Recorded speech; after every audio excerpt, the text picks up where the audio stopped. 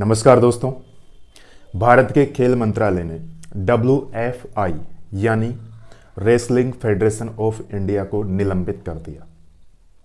Permanent बर्खास्त नहीं किया, अभी कुछ अनिश्चित अवधि के लिए निलंबित किया है और उसका कारण जानने के लिए हमें थोड़ा पीछे जाना पड़ेगा। पहले उन पहलवानों की बात सुननी पड़ेगी, उनको जानना होगा कि आखिर क्या मुद्दा था। फिर इस मैटर में आना होगा कि आखिर खेल मंत्रालय को इतना बड़ा कदम क्यों उठाना पड़ा कि WFI को निलंबित ही करना पड़ा। पहलवानों का कहना है कि 14-15 लड़कियों ने कमेटी के सामने बयान दर्ज किए थे, जिनमें से 7 लड़कियों ने शिकायत भी दर्ज करवाई थी। इनमें से एक लड़की नाबालिग भी थी, लेकिन कमेटी ने कोई कार्रवाई नहीं की। दरअसल ब्रजभूषण शरण सिंह के खिलाफ IPC की धारा 354 महिला की गरिमा को ठेस पहुंचाने के इरादे से हमला या आपराधिक बल, 354A यौनोत्पीड़न, 354D पीछा करना और 506 आपराधिक धमकी के तहत आरोप पत्र दायर किए गए। इस केस में एक नाबालिग सहित 7 पहलवानों ने ब्रजभूषण के खिलाफ यौन उत्पीड़न, आपराधिक धमकी, डराने वाली धमकी जैसे अलग अलग मामलों में 15 केस दर्ज करवाए, जिनमें से 10 केस में अनुचित तरीके से स्पर्श करना और डराने और पीछा करने जैसी घटनाएं थी। एक नाबालिग पहलवान और उसके पिता जो दूसरे FIR में शिकायत करता थे, उन्होंने मजिस्ट्रेट के सामने अपनी शिकायत और आरोप वापस ले लिए, जिससे ब्रजभूषण के खिलाफ लगे पॉक्सो एक्ट को रद्द कर दिया गया। इन महिला पहलवानों के समर्थन में 18 जनवरी 2023 को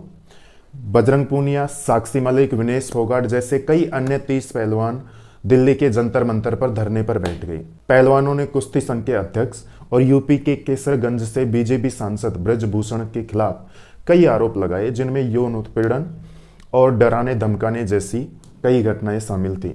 उसके बाद खेल मंत्री अनुराग ठाकुर ने इनसे कई दौरों की मीटिंग की, इनसे समझौता करवाया, लेकिन नहीं मानने पर एक समिति का गठन किया जो इस मामले की जांच करेगी। और इसी दौर में ब्रजभूषण को कुश्ती के कामकाज से दूर रहने के लिए कहा गया। इन सब के बाद पहलवानों ने 4 दिन के प्रदर्शन के बाद अपना धरना बंद कर दिया। उधर ब्रजभूषण अपने पद पर बने रहे और खुद को बेगुनाह बताया। वो कहते कि पहलवान क्षेत्रवाद की राजनीति कर रहे हैं और अब होता यह है कि किसी भी बड़ी प्रतियोगिता से पहले बड़े पहलवानों को भी ट्रायल देना पड़ता है, इससे बड़े पहलवान उनसे नाखुश हैं। भारतीय ओलंपिक एसोसिएशन ने 21 जनवरी को मैरी कॉम की अध्यक्षता में एक 7 सदस्यीय जांच समिति बनाई। इसमें तीरंदाज डोला बनर्जी, बैडमिंटन प्लेयर अलकनंदा अशोक, पूर्व कुश्ती खिलाड़ी योगेश्वर दत्त, भारतीय वेट लिफ्टिंग महासंघ के अध्यक्ष सहदेव यादव और 2 वकील शामिल थे। इसके बाद खेल मंत्रालय ने WFI के अध्यक्ष ब्रजभूषण और अन्य कोचों के खिलाफ लगे आरोपों की जांच के लिए एक समिति के गठन की घोषणा की। समिति को इस पूरे मामले पर मंत्रालय को रिपोर्ट पेश करने के लिए कहा गया। 5 अप्रैल को समिति ने मंत्रालय को रिपोर्ट पेश की। हालांकि इसे सार्वजनिक नहीं किया गया, लेकिन मीडिया रिपोर्टों की माने तो इसमें कहा गया कि महिला पहलवान सबूत नहीं दे पाई, लेकिन कुश्ती संघ के अध्यक्ष ब्रजभूषण अब चुनाव नहीं लड़ सकेंगे। हो सकता है उन्हें संघ में कोई और जिम्मेदारी मिल जाए। जब ब्रजभूषण के खिलाफ कोई भी कार्रवाई नहीं हुई तो 23 अप्रैल को लगभग 3 महीने बाद फिर से सभी पहलवान दिल्ली के जंतर मंतर पर धरने पर बैठ गए और वहीं पर आपने कुछ वीडियोज भी देखेंगे उस दौर के, वहीं पर कसरत करने लग गए थे और प्रैक्टिस करने लग गए थे कि आने वाले ट्रायल्स के लिए प्रैक्टिस तो करते रहें।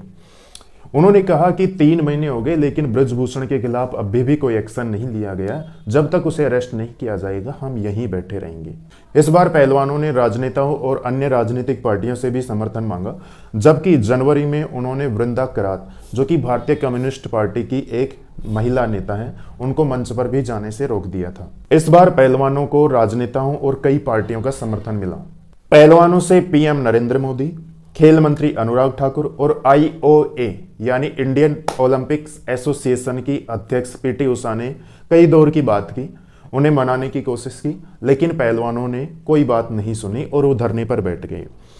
उन्होंने कहा कि इतने दिनों बाद भी ब्रजभूषण के खिलाफ कोई कार्रवाई नहीं हुई और उन महिला पहलवानों के नाम का खुलासा कर दिया गया। अब उनकी जान को भी खतरा है, उन्हें डराने धमकाने की धमकियां मिल रही हैं और उन्हें पैसे का लालच दिया जा रहा है कि इस मुद्दे को, इस केस को वापस ले लिया जाए। इसी बीच कुश्ती संघ के संचालन के लिए 3 सदस्यीय कमेटी बनाई गई ताकि कुश्ती का संचालन चलता रहे और उन्हें चुनाव कराने की जिम्मेदारी दी गई। इन सब के बीच आईओए के अध्यक्ष पीटी उषा ने कहा कि पहलवानों को आईओए के पास शिकायत दर्ज करवानी थी, उन्हें धरने पर नहीं बैठना चाहिए था, इससे देश की छवि खराब होती है, उन्हें अनुशासन में रहना चाहिए। हालांकि उनके इस बयान की पहलवानों ने काफी नाराजगी जताई। दूसरी बार धरने पर बैठे पहलवानों ने इस बार सुप्रीम कोर्ट का भी दरवाजा खटखटाया और 28 अप्रैल को सुप्रीम कोर्ट में इस केस की सुनवाई हुई।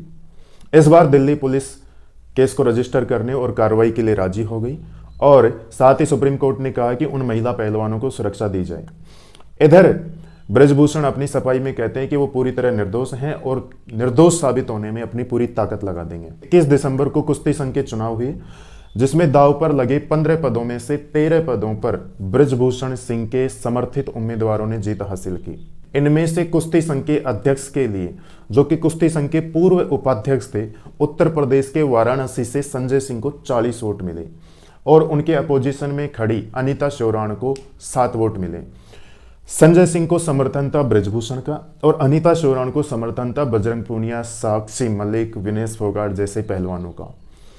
तो जब चुनावों के नतीजे घोषित हुए और संजय सिंह को विजेता घोषित कर दिया गया, तो ब्रजभूषण का बयान आता है कि दबदबा था, दबदबा रहेगा। दबदबा तो है, ये तो भगवान ने दे रखा है। इसी के बाद प्रेस कॉन्फ्रेंस में साक्षी मलिक रोने लग गई और अपने जूतों को मंच पर रखकर कुश्ती से संन्यास की घोषणा कर दी।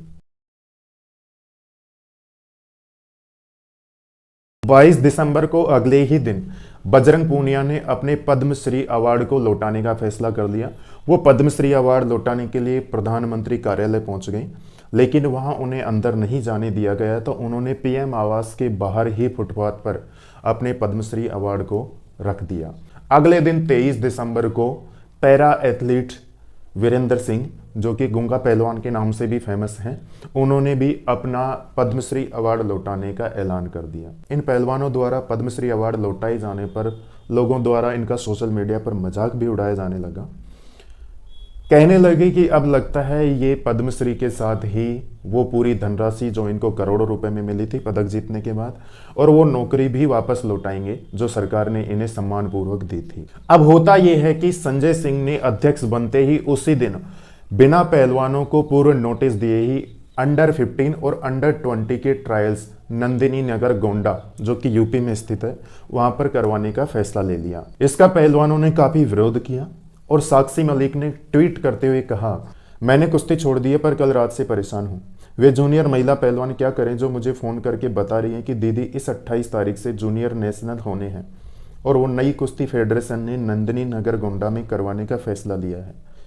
गोंडा ब्रजभूषण का इलाका है। अब आप सोचिए कि जूनियर महिला पहलवान किस माहौल में कुश्ती लड़ने वहां जाएंगी।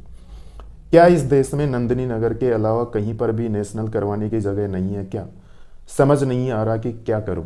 इन सभी सवालों के जवाब में ब्रजभूषण कहते हैं कि ये सब आनन फानन में किया गया। सभी फेडरेशनों ने अपने हाथ खड़े कर दिए थे कि हम इतना जल्दी ये सब कुछ नहीं करवा सकते, और हमने इतना जल्दी इसलिए करवाया कि बच्चों का, जो जूनियर पहलवान हैं, उनका साल खराब ना हो। इसी वजह से नंदिनी नगर में ये सब करवाने का फैसला लिया गया। अब होता यह है कि खेल मंत्रालय ने नियमों की अवहेलना के कारण WFI को निलंबित कर दिया। खेल मंत्रालय ने कहा कि नवनिर्वाचित निकाय ने पहलवानों के बिना पूर्व नोटिस दिए ही अंडर 15 और अंडर 20 के ट्रायल शुरू कर दिए, जो कि अनुचित है। WFI के संविधान की प्रस्तावना खंड 3E के नियमों की अवहेलना की गई है। हमने फेडरेशन को समाप्त नहीं किया, उन्हें बस अगले आदेश तक निलंबित किया है। उन्हें उचित प्रक्रिया और नियमों का पालन करने की जरूरत है बस। खेल मंत्रालय के इस निर्णय के बाद बजरंग पूनिया ने कहा कि यह सही निर्णय लिया गया है। जो हमारी बहन बेटियों के साथ अत्याचार हो रहा है उसके खिलाफ संबंधित लोगों को पूरी तरह से हटाया जाना चाहिए। हमारे ऊपर कई इल्जाम लगाए गए, राजनीति की गई। जब हम पदक जीतते हैं तो देश के होते हैं। हम खिलाड़ी कभी भी जात पात नहीं देखते, एक साथ एक थाली में खाते हैं। हम अपने तिरंगे के लिए खून पसीना बहाते हैं। सैनिकों और खिलाड़ियों से ज़्यादा मेहनत कोई नहीं करता। हमें देशद्रोही कहा गया, हम ऐसे नहीं हैं। हमें पुरस्कार जीतने पर मिला है, हम उसे वापस ले सकते हैं। हम सम्मान वापस ग्रहण कर सकते हैं। अब खेल मंत्रालय के इस निर्णय के बाद लोग इसे 2024 के लोकसभा चुनावों से जोड़कर देख रहे हैं कि बीजेपी लोकसभा चुनावों में इन पहलवानों का समर्थन हासिल करना चाहती है, तो वहीं कुछ लोग कह रहे हैं कि विपक्ष भी इस मुद्दे को हावी बनाएगी। मैं यही अपेक्षा करूंगा कि WFI अपने नियमों का पालन करते हुए आगे सुचारू रूप से चलता रहे और आगे ऐसे मुद्दे देखने को ना मिले।